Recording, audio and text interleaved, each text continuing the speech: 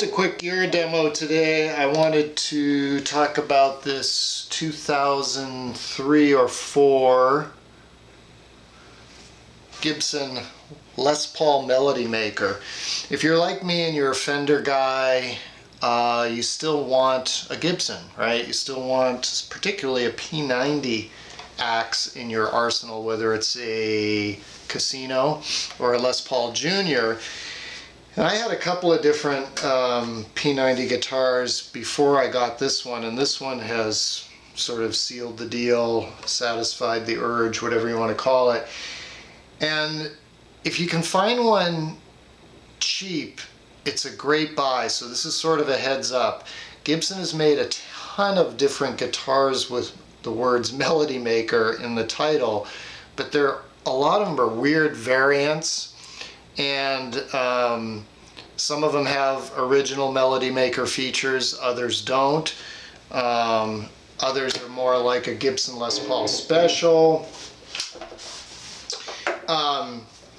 This one combines the best features, in my opinion, and I think that's why these are kind of desirable and people look for them. I was lucky enough to find a very generous guy on the gear page who sold this for, I want to say, $350 or $375. If you can find one in that range, it's a steal. And here's why. First of all, it doesn't come with this pick guard. I added this to make it look like a Les Paul Jr. It comes as just a slab. It's a slab of mahogany. It has a Spanish cedar neck, which is something I've never heard of in any other guitar, but that's confirmed by multiple web sources. It has the traditional narrow Melody Maker headstock, which provides for a straighter string pull, better tuning stability, and then most importantly, it has a tune-o-matic bridge. So it has a separate bridge and tailpiece.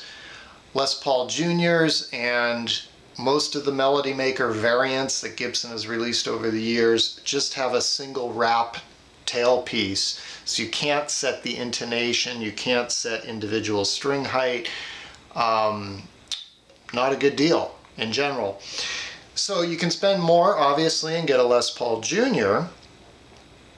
But one of the things I like better about this compared to a Les Paul Jr., it has a thinner body.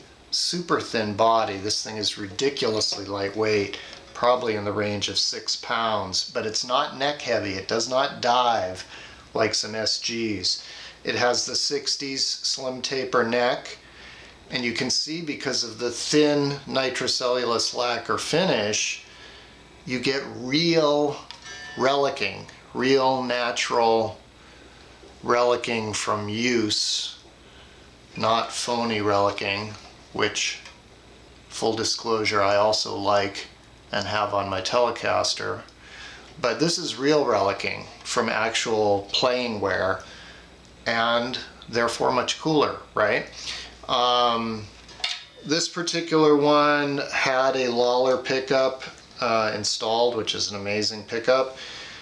You don't get a taste of it from, a little bit through a tiny lunchbox modeling amp, but just a super comfortable 60s slim taper neck, the lightweight aspect of it, the resonance of the mahogany body. The other thing is, I personally prefer the input jack on the top. You're not always going like this, trying to figure out where it is. It's just like, boom, and it's just cool, right? It's easy and it's cool.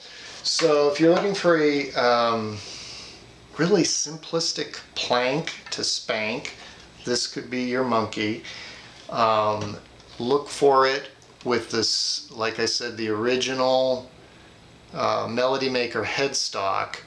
The ones they made in the last 5 years or so, some of them have a carved top as opposed to a flat top. Some of them have that cheesy Melody Maker pickguard.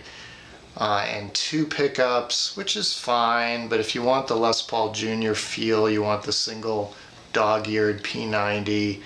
Like I said, they have the single wrap tailpiece. If you see the single wrap tailpiece, no. If you see the flared out Les Paul headstock, you know it's not one of these, because this has the narrow Melody Maker headstock. And again, it won't have the pick guard, but it's a simple purchase. 20 bucks, drill 3 holes. You don't even have to, you know, deal with a neck pickup to install it. It couldn't be easier.